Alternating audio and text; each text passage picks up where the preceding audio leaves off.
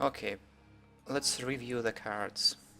So what I saw, what I mentioned after I saw this show matches during the special stream, all these cards is inspired. That requires you using hero power, and you actually want to avoid using hero power normally, because if you use hero power, it guarantees you tempo loss. So if you have a play on curve, it's normally stronger than using hero power. So judging from this fact, I already feel like I don't like this expansion and new cards overall, because normally tempo play is stronger play than just using hero power, even if it gives you some kind of extra advantage. It should not be so huge for sure. Okay, let's start. You can use your hero power any number of times. Mage specific dragon 6/6 stats. Compared to Boulder Fist Ogre, which is not playable but a very decent card, this is like for Arena, for example, I would say I would probably pick Ogre over it.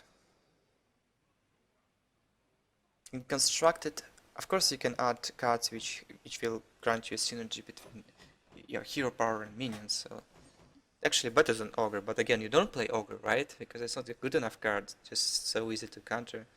If there will be some kind of a deck based on using hero power, I think it will be in it if you play a mage. Poisoned Blade. Your hero power gives this weapon +1 attack instead of replacing it. 6 mana, Stormforged Axe. It's really awful. And Victor Harrison Jones open removal stuff as well. I don't know how strong hero power should be to this card to make this card be useful. They need to make something crazy for Rogue, based on hero powers, to play this. Maiden of the Lake. Hero power costs 1. 2/6. Not easy to remove. Stats, I don't like it. Doesn't trade into anything. Like a Death Lord. You know what a problem when you play Death Lord?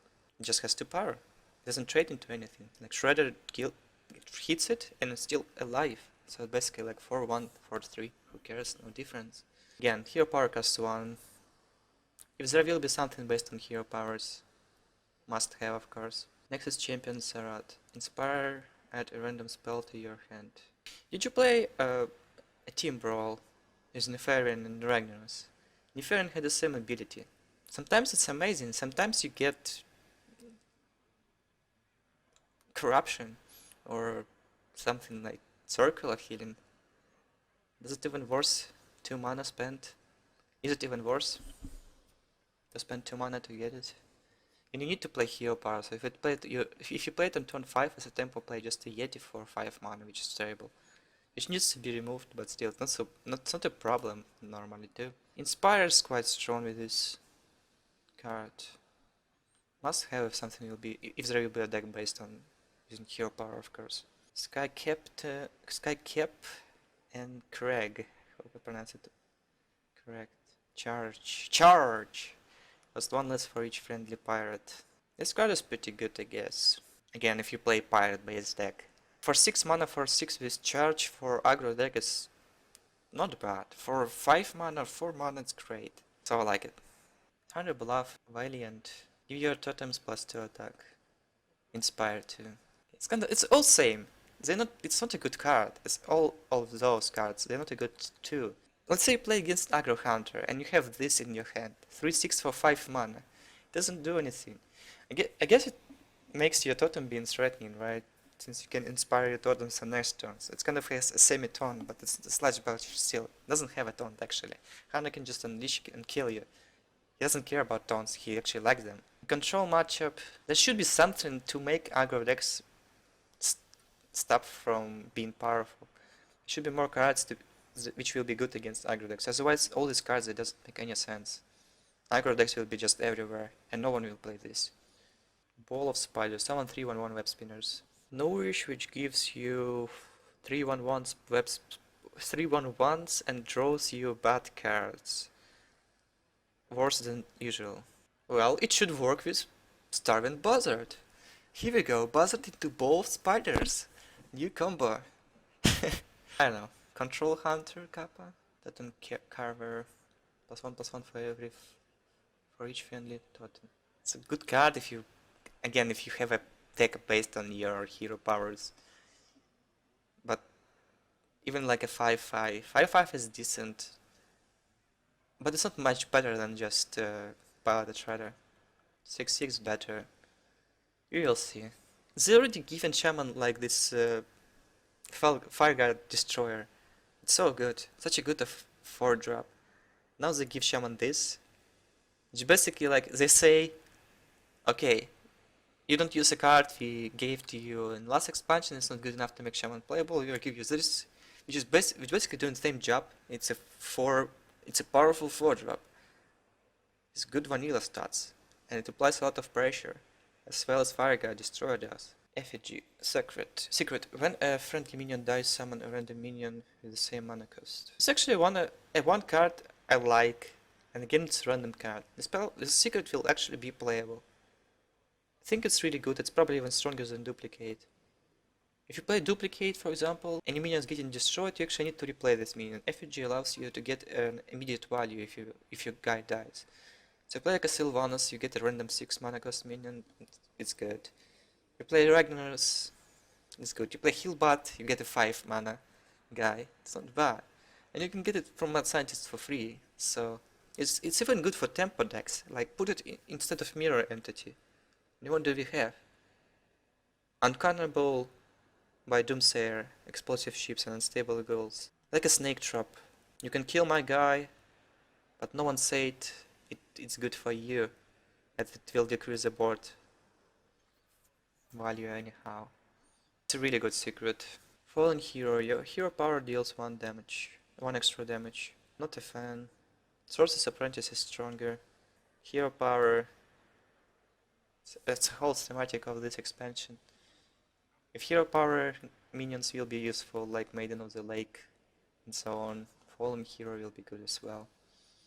You can like play Maiden, Drake and Fallen Hero and use like hero powers for 2 damage. It's actually not bad. You're basically getting, if you have these 2 minions in play, in case of this, you're getting like 4 damage for 2 mana, 6 for 3, and 8 for 4, and so on. It's really good, but you need to have all these minions in play somehow. Actually, it's like Effigy, right? You have this secret, and you put a minion, which is hard to remove, and you have this secret in play, for example, from Mad Scientist. And your opponent is like, do I really want to kill it? I probably don't. And then you're getting advantage from this Maiden, right? You have this reduction in your hero powers. And if it dies, you're still getting something. But again, you need to invest something to develop this effigy. And a random 4-drop is normally not strong. Like Corcoran Elites, what are you getting from Piloted Sky Golem? In average, like a 4-3, I would say. This is the same. Frost Giant. Costs 1 less for each time you used hero power this game.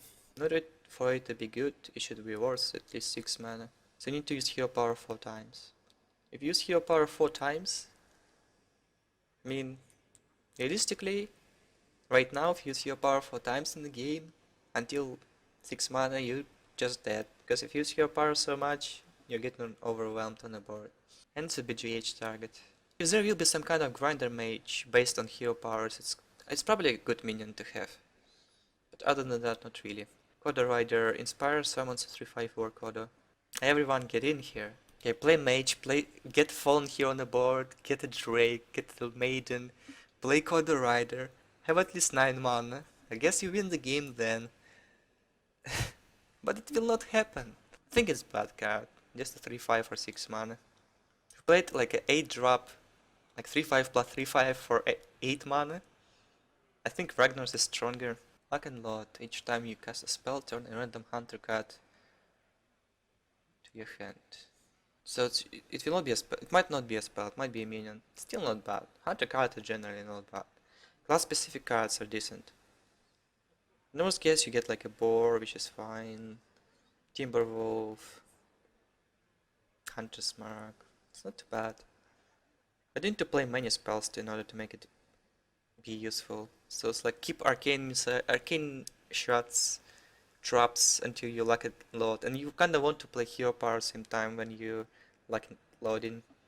I would say it might be control hunter too, more like for control hunters if it will be a thing that other than aggro. Because as an aggro hunter, you like until turn 6 you already win or you're behind on the board and there's nothing you can do. So if you lock and load, you spend 2 money. You want a hero power as well.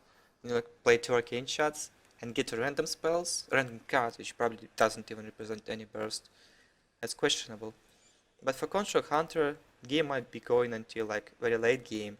And then let's say you can run arcane shots to counter aggro decks, right? And then you can convert these cards into something else because you run lock and load. And lock and load might give you another spell you can actually play. I'll probably have some fun with this, but maybe not a competitive spell. Lovely Squire, Inspire, gain +1 attack. It's like Cogmaster, but with Inspire ability instead. I think it's too weak. Just compared to Zombie Chow. Doesn't do anything. Cogmaster at least trades if you have a mech. This guy doesn't. 2-card Totemic, summon any random totem. This card is stupid because of the next card, Totem Golem. 3/4 overload 1 and it's a totem. So you kind of summon, you have 1 out of 5 chance Mistakes were made. to wreck your opponent because of RNG when you play this card. This card is actually good. Because only because you have 1 out of 5 chance to get Totem Golem. Only because of that. You don't like RNG. Like, let's see. 1 RNG related card. 2 RNG related cards because you're getting random beats. 3, 4, 5. What the hell is that? Effigy is a playable card. Anyway, I think these 2 are playable. Totem Golem is really strong. No matter what you play, even Mech Shaman, I think it will be good. Okay, that's it.